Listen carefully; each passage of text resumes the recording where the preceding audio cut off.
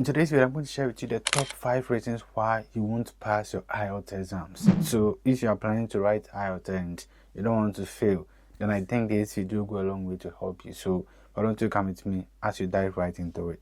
Alright, welcome back. My name is Sister Akmajima. You can simply call me Kobe. I've been teaching IELTS for the past years now, and I believe that whatever I'm going to share with you here in this video will go a long way to help you. So there are about 6 things I'm going to share with you that if you are into any of them, you're going to fail your IELTS exams. So just listen, pick your pen and paper, put down points, and I believe that should you sit down and then brood over them, they will go a long way to help you pass your IELTS exams, especially if you don't do them. The very first reason why you fail your IELTS exams is that you don't understand the test format. You have to understand that the IELTS exams has been structured.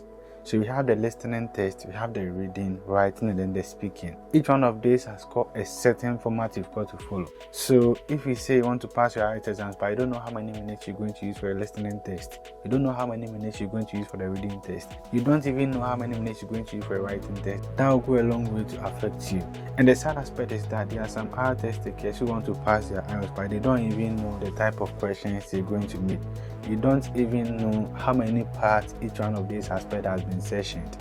They don't even know how many recordings they're going to listen to, especially in the listening test. They don't know the marking criteria. I mean, there are a lot of things you've got to know before you say you are ready to pass your IELTS exams. So if you don't fully understand the test format and you're going in to register, then the advice I can give you here is that just pause, relax, understand the test format, and then you can go in and then book for the test. The second reason why you fail your IELTS exams is just because you do use more time than expected. Time factor is key in the IELTS test. If you are not able to manage your time correctly, then remember you're going to fail your test hands down. This is because every second in the IELTS test counts. Within 5 seconds, within 2 seconds, within 10 seconds, you can find an answer that can add a mark to the original marks you'll be getting. So what I want to say is that if you feel like you're not able to work within the specified time, then that's an indication that you are not fully ready, and that if you go in there, you fail your IELTS exams.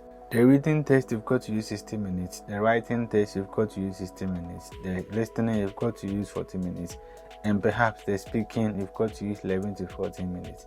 So you should be able to work your way out within this aspect or within this time frame, especially with the reading and then the writing test. It's just because for these two aspects, you've got the power to manipulate the time in your favor. So if you are new to IELTS or you've been practicing for a couple of times now, but I still feel like you are not able to work your way out within time, so instead of using 20 minutes, you use more than 20 minutes. Instead of using maybe 40 minutes for the writing task too, you use more than that. That should tell you that you'll be caught up with time, especially if you go in to book your IELTS exams. And the advice I can give you here is that just have time for yourself, continuously practice, and then try to cut down how much time you use in each one of these aspects, so that at the end of the day you are fully prepared for that. So that is something you have to also take into consideration. One thing I also say to you that can warrant that you don't pass your IELTS exams is you don't practice regularly. You see, one thing I can say to you is that to pass IELTS, there are 3 things involved: practice, practice, practice.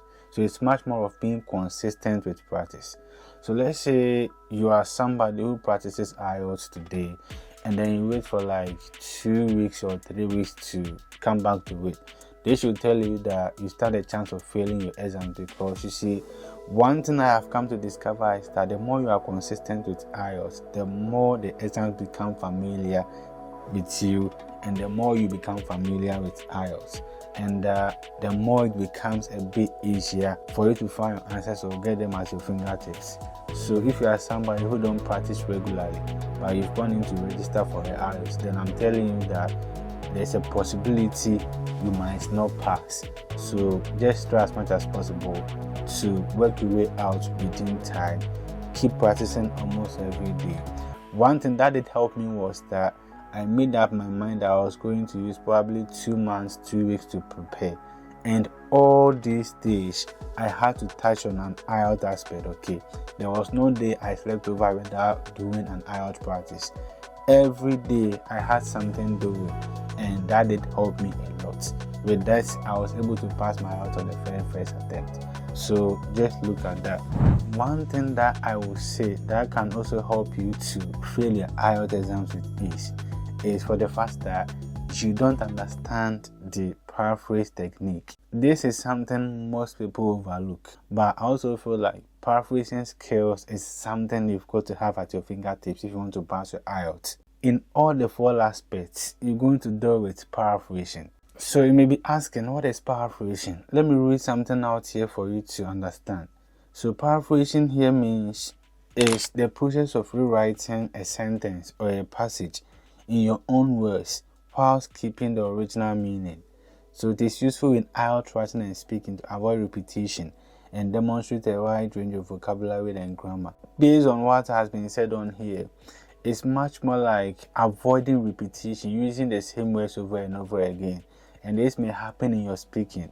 So the examiner asks you a question, they expect you to express yourself, have enough words to probably, wind around whatever you have been asked, okay? So if it happens that you are repeating words over and over again, it tells the examiner that you are not good at the English language and that you deserve to have a low band score or something like that. Paraphrasing can also happen in the reading test. So you should understand that whatever you see in the passage might have been paraphrased as part of the question. So if you don't understand the paraphrasing technique, this will go a long way to affect you. So understand that you underline a keyword in the question. You don't expect to go to the passage and see the same keyword.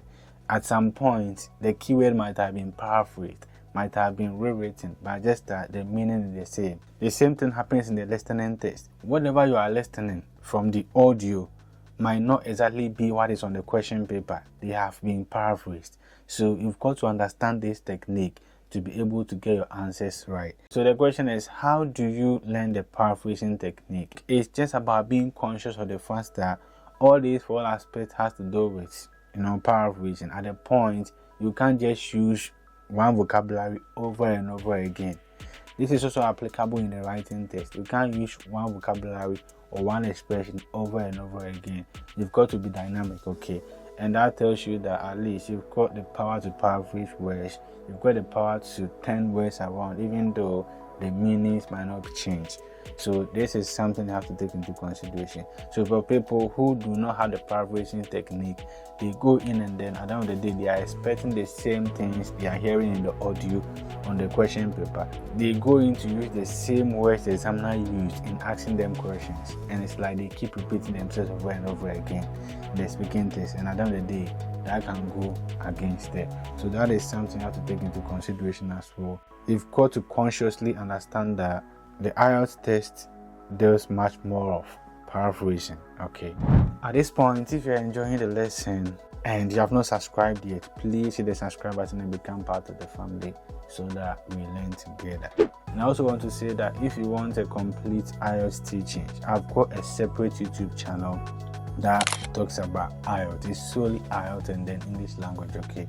So I'll leave the link in the description box, or you can check the name of the channel on the screen so that you can subscribe. Just subscribe and then learn more of IELTS techniques from that very channel, okay? Yeah, thank you very much for that. Now let's move on to talk about the very fifth reason why you are likely to fail your IELTS exams. You don't take time to identify your weak areas and work on them. I know ideally you are supposed to practice. I know you are supposed to practice each and every day.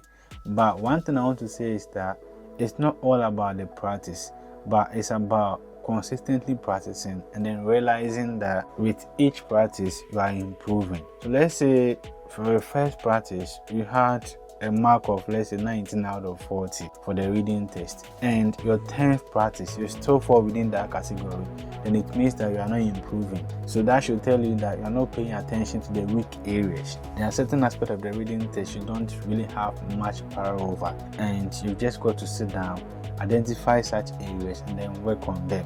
most people just keep on practicing. They feel like, practicing is just the order of the day. So they practice materials, they practice without even reviewing whatever they've done, without reviewing why they had some answers wrong and why they had some answers right. They just feel like, so far as they have to practice, they have to do it. So they are not able to identify their weak areas and then work on them. If you are such a person, you should understand that there's a high possibility that you go in and then fail your IELTS exams because you may not improve. Okay. And the very last reason I would want to talk about here, it's very important and most people do ignore it. And if you do, then trust me, you are likely to fail the IELTS. Okay, you waste huge amounts of money registering, traveling from your abode to the center, and nothing good will come out of it. Now, what is this reason I'm going to talk about? It's very simple. You don't have an assessor. You see, most people think they can do IELTS all by themselves. They can assess their writing test, they can assess their speaking test and stuff. But what I want you to understand is that I know you believe in your capabilities, you believe in your English language skills and stuff, but there are some things that you won't see, but a third party will see. So what I'm trying to say is that you should get somebody who can assess your writing test. You should get somebody who can assess your speaking test. You should get somebody who can give you a bit of tips with regards to your listening as well as the reading. Okay, you've got somebody to give you feedback, constructive feedback with regards to your performance. Because if you don't get someone like that, at the end of the day, you might think you are doing the right thing, but you may not. A third eye can see and then pinpoint some mistakes that if you work on them, they'll go a long way to help you. It doesn't necessarily mean you have to attend classes, but get somebody you think has got much power over the English language, that they can see some grammatical errors, they can pinpoint some disorganization when it comes to your tax response and stuff, all those stuff, so that at least they can give you constructive feedback. Okay, there are some softwares that can also help you do this. I'll share them in my next video so that at least if you haven't got anybody to help you out with this, you can rely on these softwares to assess your writing test and all those stuff. If you are doing any of these stuff that I've talked about, then there's a possibility that you might fail your IELTS exams. And for me, I wouldn't want you to pay huge sums of money and go in and fail your IELTS exams. If you are doing any of these I've talked about, then you've got to check it so that you can pass your IELTS on the very first attempt. Okay.